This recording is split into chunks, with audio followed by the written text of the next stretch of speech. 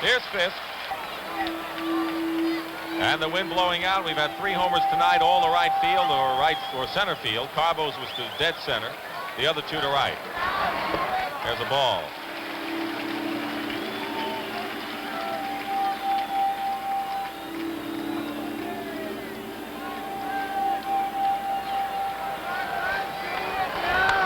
There it goes, the long drive. If it stays fair, home run. There are moments in sports that will live forever. Timeless images ingrained in the minds of fans that will always evoke emotions of joy and nostalgia. In essence, they are moments that make you believe. Believe that anything is possible. With baseball, certain plays don't just make history, they define it. Carlton Fisk's walk-off home run in the bottom of the 12th in Game 6 of the 1975 World Series was the epitome of just that. We will have a 7th game in this 1975 World Series. But it was more than just one swing that made this World Series unforgettable. Much more. It had everything. So many incredible moments and the drama building up. It really was exciting every game we played. It was close. How close? 1 run. Someone had to win and someone had to lose. That was such a great World Series that as a baseball fan, there was still a part of you that appreciated it, even though we ended up losing. The things that happened in that World Series, that brought baseball back. You know, there have probably been some series that have been played that weren't as good, but none better. None better. During this 2-part series, we take a closer look at the 1975 World Series and what made it one of the best ever played. Part 1 is next on the Red Sox Report, presented by CVS Pharmacy.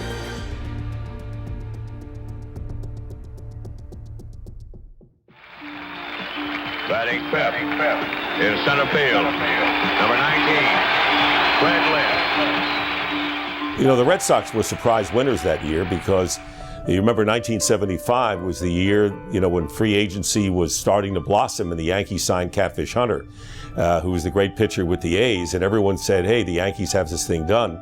And the Red Sox, who had a 7-game lead the year before and lost it, really were not considered to be favorites that year.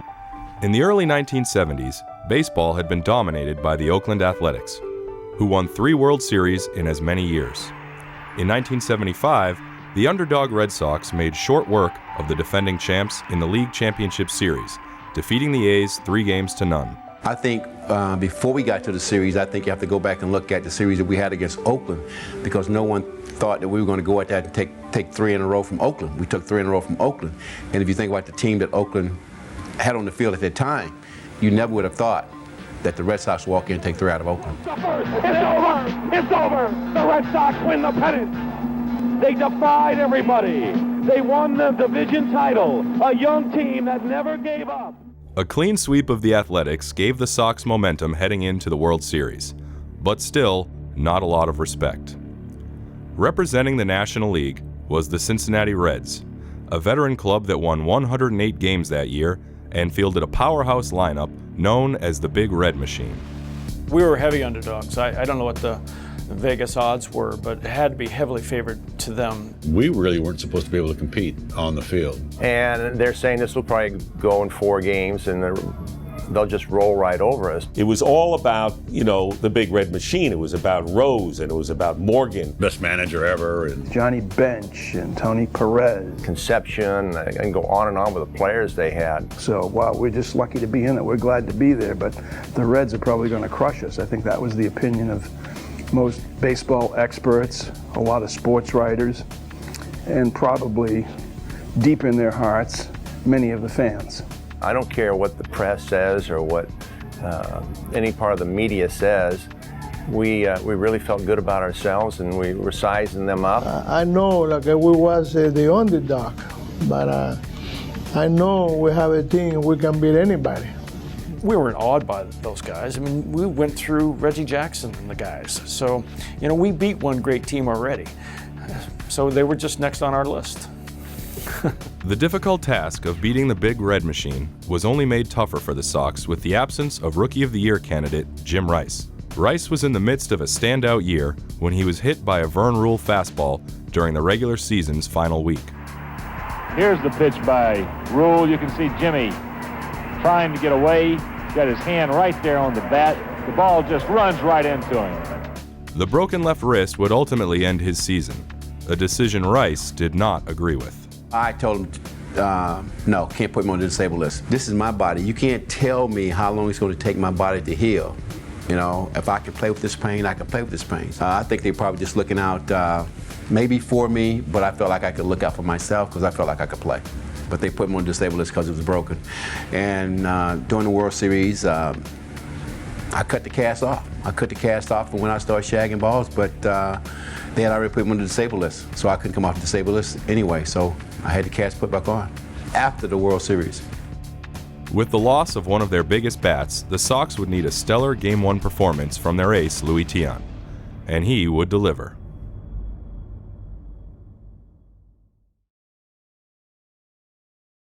Kyle, what do you think is the key to the World Series if the Red Sox are going to win? I'd have to say that just playing a good brand of baseball. We know Cincinnati has a great club, but so do we. Here are the Red Sox. They'll get a mighty roar. I think that we had the edge because of Tiant. You know, Tiant he's a great pitcher, and he's a big game pitcher. Yeah, for me, was the biggest thing that happened. You know, especially my mom and dad was here from Cuba. You know, they never see me pitch. This man overjoyed. 70-year-old, very dapper Luis Tiant Sr. El Tiante #1 is watching El Tiante #2 on the mound. That's the first game in the World Series he see, and you know, like I said before, I thank God I can be with him again. It had been 17 years since Luis Tiant had seen his father. But no matter how far apart the two were, Luis and his parents always found a way to stay close. I remember my mother in Cuba, you know, we have a friend over there. He was a butcher, and he got a big TV, a screen TV, and then in Cuba, they don't let you watch the games, because that's against the law. If they're catching you watching the game from here, they put you in jail. And then every time I'm gonna pitch, this man, that friend of ours, you know, he sent somebody to see my mom or dad and tell him, hey, your son gonna pitch you tomorrow, next day, you know. And she go over there and watching the game, and every time they put me in the TV, she go to the TV trying to touch me.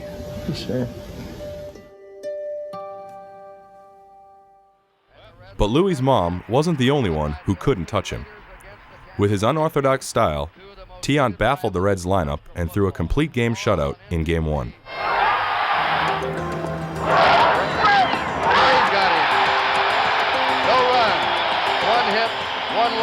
That was vintage. You know, being center field, I got to see Luis at his best because half the time he was looking at me when he was delivering to the plate. The Sox scored all 6 of their runs during a 7th-inning rally. Fisk coming around. Here's the throw to the plate. And scoring is Fisk. Going to second. Safe there is Burleson. The Red Sox left the ball in the hands of Luis Tiant to finish what he started. And Petrocelli gloves it. A throw in time.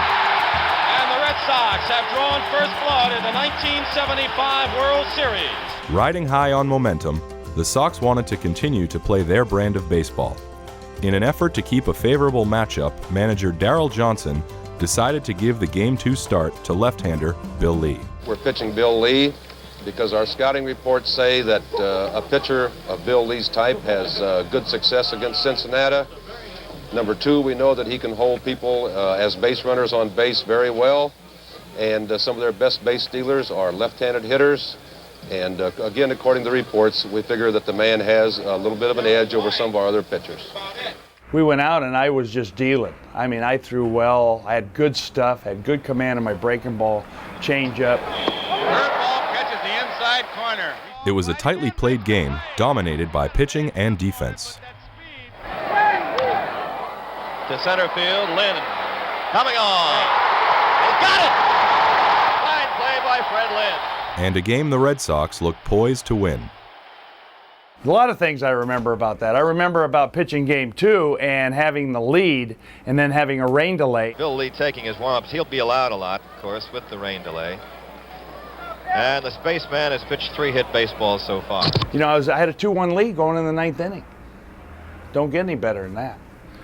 You know, and but I should not have thrown the 9th inning because the fact remains I had the rain delay. How many starters go into the 9th inning in a World Series game, be delayed by rain, and then come back out and finish?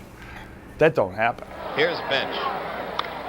Base hit right field, maybe more than one. So I ended up throwing him a sinker away, which wasn't a good sinker. He hits a double in the right field corner, and I'm out of the game, and that was the tie and run. And Drago came in and coughed it up. That may be trouble. Doyle can't make the play, and it's all tied up. Well hit to left center, it's in there.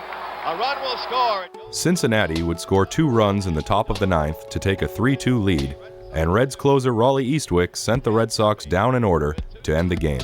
And that's it, as the Reds take it in the 2nd game of the series.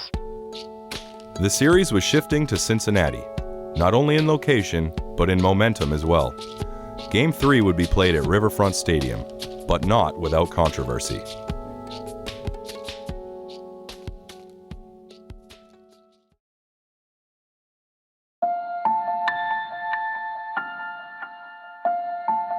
They win game 1, they lose game 2, they leave for Cincinnati, the series is tied. But I think what happened on the flight to Cincinnati, no doubt the Reds, Sparky Anderson, the manager, the whole team, they then realized, hey, these guys are pretty good. We're playing a pretty good team here. Johnny, I got the impression that this was going to be a hitter's series. You think it'll turn around here and there'll be more hits flying around on this artificial surface? I think people here are ready to break loose. I think both clubs have been feeling out each other, and I think they're going to be a little more aggressive at the plate and a little bit more comfortable right now. In a series that had yet to record a home run, fans would see 4 before the end of the 5th inning in Game 3. That one is hit hard. He swings, he hits one back into deep right field. Going back is Devins, and it's out of here. And the Big Red Machine was running on all cylinders. Well, Kurt and Tony, Cincinnati putting on a long ball exhibition here as they have had 3 hits off Rick Wise and all of them home runs. The Sox would counter with some power of their own. In the top of the 7th, Bernie Carbo cut the Reds' lead to 2 with a pinch hit home run. But hope was fading fast. In the top of the 9th, Dwight Evans stepped to the plate with the game hanging in the balance. We got a show right now here in the 9th. Game 3 was probably one of the most exciting times for me, and you know, I come up in the 9th inning with 1 out. It just Petrocelli just got a hit off their left-handed to bring Raleigh Eastwick, their closer, to face me. Here's a fly ball hit into left field. Foster back on the warning track, and he will not get it. It's a home run in a tie ball game. Raleigh Eastwick has just given up a game-tying 9th inning home run to Dwight Evans. As the Red Sox dugout erupts, they have tied it up at 5-all. And I hit a home run to tie the ball game up. The thrill of my life was at 23 years old, hitting a home run to tie a ball game up in the 9th inning against the Cincinnati Reds. The game would head into extra innings, but the excitement was short-lived for the Sox, and controversy soon followed. 10th inning in the final game at Pittsburgh in the National League playoffs. Tried the winning run. Throw to second. High. By Carl Fisk over to third. Safe. We are going to have down at second. We're going to have an argument. They may reverse this decision. Red Sox are arguing interference at the plate. They are saying that a batter, after bunting, interfered with Carlton Fisk, the catcher, in fair territory. Well, it was a controversial play. Ed Armbruster was at the plate, and the question is, did he interfere with Pudge getting the ball down to first? The guy bunts the ball and starts towards, goes over home plate and starts towards first base. I go right after the ball, and it's right above his head. And if he'd have kept going, it would have been a clean play. But what he did was he saw the ball up there and he backed up, and it was right into me. I had to reach over the top of him to get the ball. And then I had to make a throw to second base, and it was high. When Armbruster hesitated, that was enough to prevent Fisk from really, getting the play off. That play at the plate, the interference call with Fisk, which was clearly interference. I'll go to my grave stating that. The man ran into him in the thing. He was interfering, and you went to call it. No, sir. You tell me what you were calling and what he did. On a play like that, I'm telling you, the man interfered with that man on the play. I'm telling you, I want to see a man down here. Come here. You mean to tell me that you can't help him on a play like that when he hasn't even touched the ball, and the man was interfering with him? Listen to me, there's no interference when a ball is hit, and the catcher goes for the ball, and the batter tries to get out of the And the batter tries to get out of the way. He was all over the catcher. Now, I'll tell you one thing. I don't know what you're going to make a ruling on that, but I want you to explain exactly what you were looking at when you called the play. Okay, the ball was hit, he was moving for the ball, and the runner was moving to first. The runner was all over the catcher in there. I can't help that. It happened right there. I'll tell you one thing. It's a lousy operation, and you and I know it right now. It's a lousy operation. That was probably the most controversial of all of the plays in the World Series. 3 batters later, with the outfield drawn in, Joe Morgan hit a deep fly ball that would send Reds fans home happy. Morgan wins the ball game. That's it. They get credit for only 1 run batted in, and the Reds win it 6-5. The Red Sox had let another game slip away.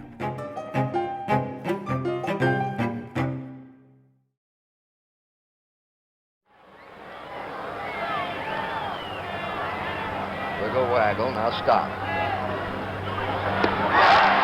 That is his second strikeout.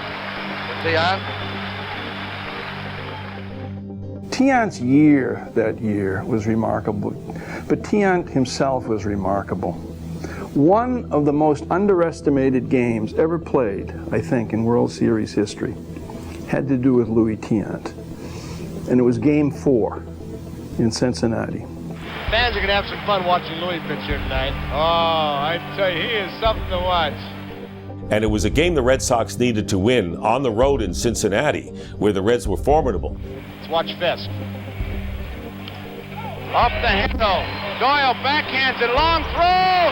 Not in time. Louis Tiant struggled early in Game 4, letting up 2 runs in the bottom of the first and 2 more in the fourth. A little looper down the left field line. Beniquez coming over. Can't get it. It gets by him. It'll be extra bases. 2 for Geronimo. The Sox clung to a 1-run lead as Tiant showed signs of fatigue. But what showed more than his exhaustion was his determination. Despite letting a runner reach base in the 5th, 6th, 8th, and 9th innings, El Tiante continued to fight. Now, see, they've seen him once now. So now, all these things, they're waiting. Guys like Perez, a great breaking ball hitter, they're waiting. They're not going to be fooled again. These are smart hitters, not the big red machine for nothing. These guys can play. Up the middle, it's a base hit. So, they sat on some balls. And they weren't fishing like they were in Game 1. So there were tougher outs, and Louis had to work harder. He had to throw more pitches and then fouling balls off. There were tough outs, but he got outs, And he just grinded it. I know that Daryl Johnson asked him how he felt and asked him if he could go further. I don't want to say what he said, but I know he told Daryl to go back to the dugout. He's finishing the game. So when they way up, everybody in the infield, Rico, Bullenson, Danny Doyle, Jazz, and Fisk, they come into the mound before he comes. Then it's funny, Fisk telling me, what is he doing here? What is he coming here for? He's not gonna take you out. What is he coming here for? I said, I don't know. Now he better get out here quick. What do you guys think? I got a left-hander down here, Louis. Can you get him? All right. You get right after them. That ball comes back to you. Make sure of 1 out there. And get after him good. Come on. It was the guttiest pitching performance, I thought, in the entire series. To throw that many pitches at his age, I mean, just think what it would mean today. They didn't have pitch counts then, and I think a lot of it is mental. I think all of a sudden we get to 100, well, this pitcher has 100 pitches. I don't think he can go much further. I mean, you couldn't say that to Louis Tiant. There's no way you're going to get out of the game. No way. 2 outs, man on second base, and that's the last out. I don't care if I throw 300 pitches. I stay there. Decided he's going to leave him in, going with his best, even though he might be tired. Through 8 1/3 innings, Louis Tiant had thrown 155 pitches, but the night was not over.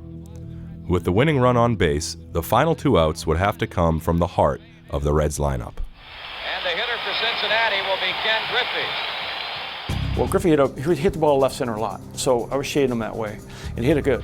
3-2 the count. The payoff pitch. Fly ball hit well to center field. Lynn racing back. And I remember reaching out, backhanded it like this, and I just snow coned it. I mean, I didn't have any more in me, and I didn't dive or anything, but I was running full out. He will take the catch.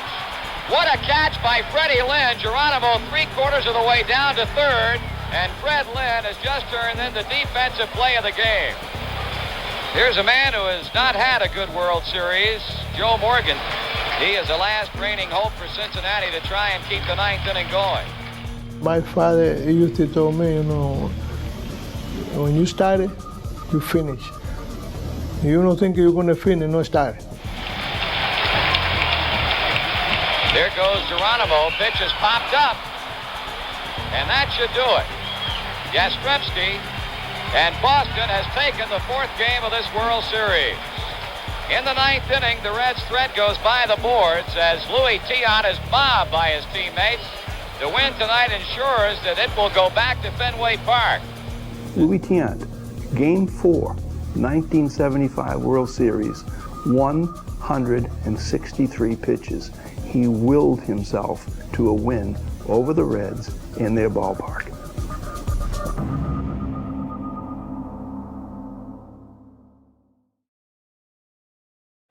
Jam-packed Riverfront Stadium as we go to the bottom of the 1st inning. The Red Sox have already put 1 on the board against left-hander Don Gullett. And now the Reds will go to bat and hit off the right-hander Reginald Leslie Cleveland. Although the Red Sox jumped out to an early lead in Game 5, it was the Big Red Machine who took control. Tony Perez, a key piece to the Reds' order, came into the game in the midst of an 0-for-15 slump. That's all for Tony Perez, and that's all for Cincinnati. Something he was more than ready to make up for. Well, there's a blast into deep left center field, and it's tied up. Boy, he's happy. 0 for 15, and Tony Perez makes his first 1975 World Series hit, a big one with a game-tying 4th inning home run. And in his next at-bat, Perez proved he had found his swing. He hits a blast in the deep left center. That's gone. Tony Perez is a great player. He's a Hall of Fame player. What he did that night in Game 5 was, provide a little offense that he hadn't provided. A re-energized Perez and the rest of the Reds' offense were more than the Sox could handle, scoring 6 runs on 8 hits. There it is. Eastwood stretch, puts us on out, and the Reds lead 3-2. But as far as the Sox were concerned, the goal of bringing the series back to Boston had been accomplished. We felt good about our team. We didn't like losing, but and losing 2 out of 3 in Cincinnati, we felt we could take the final 2 in Boston. It didn't matter to a lot of the Red Sox fans. I mean, we just wanted to get home, get that club back on this turf, back on our lawn, because we knew, Red Sox fans knew, Red Sox could beat the Reds. As the series returned to a city filled with anticipation, no one could have predicted the historic end to the 1975 World Series. The conclusion of this memorable fall classic is ahead next time on the Red Sox Report, presented by CVS Pharmacy.